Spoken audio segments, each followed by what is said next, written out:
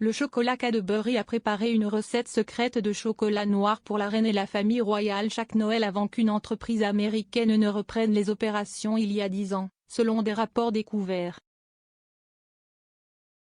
Cadbury, anciennement Cadbury, est l'une des marques britanniques les plus emblématiques du marché, malgré le fait qu'elle appartient à la société américaine Mondelez International depuis 2010.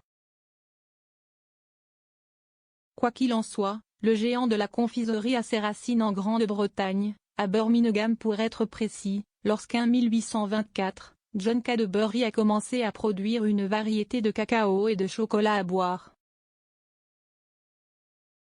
Alors que Cadbury a une place spéciale dans le cœur de la plupart des Britanniques, ce soir, Channel 4 découvrira certaines des prétendues pratiques les plus sombres de l'entreprise, dans son Cadbury Exposed, Dispatches. Anthony Barnett se rend sous couverture au Ghana pour enquêter sur la vérité sur la marque de chocolat et sur l'utilisation du travail des enfants dans sa chaîne d'approvisionnement. Il entend des agriculteurs qui gagnent moins de 2 livres par jour et des enfants qui ont été blessés en récoltant des haricots alors qu'ils travaillaient de longues heures dans une chaleur torride.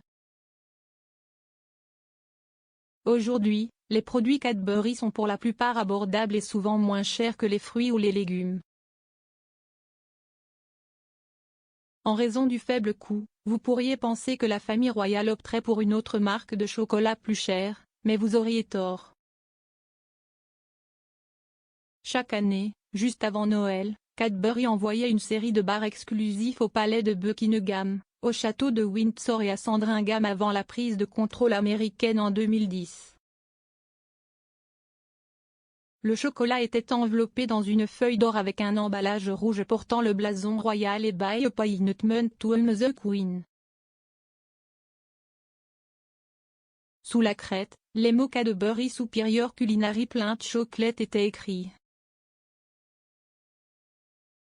Tony Bilsborough, un porte-parole de Cadbury, a déclaré au Daily Mail en 2009, « Nous fabriquons la reine une barre de chocolat noir.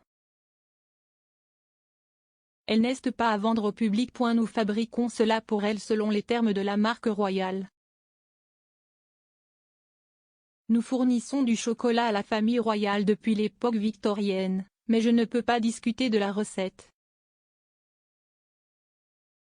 Connu sous le nom de chocolat Royal Household par le personnel de Cadbury, on pensait qu'il convenait aussi bien à la cuisine qu'à la consommation. Cependant, on ne sait pas si Cadbury a poursuivi la tradition après 2010. Cependant, la société est restée étroitement liée à la famille royale depuis. En 2018, Cadbury a consacré 2 de ses meilleurs chocolatiers pour fabriquer une réplique en chocolat du château de Windsor à l'occasion du mariage du prince Harry et de Meghan Markle. Le château présentait les moindres détails, y compris le personnel de la prestigieuse garde de la reine en costume. Il pesait environ 110 livres, mesurait 26 pouces de haut et a pris 4 jours pour être construit. Cadbury et la famille royale remontent à plus de 150 ans, lorsque la société a accordé à la société son premier mandat royal en 1854, et elle est titulaire d'un mandat royal de Sa Majesté la Reine depuis 1955. Lorsque John Cadbury a ouvert son épicerie à Bull Street en 1824, il a vendu de nombreux articles, dont du chocolat à boire, qui a fait un tabac. L'entreprise de fabrication Cadbury elle-même est née en 1831 lorsqu'il a commencé à produire à l'échelle commerciale. Mais le processus était coûteux, ce qui signifiait que bon nombre de ses clients étaient des particuliers fortunés.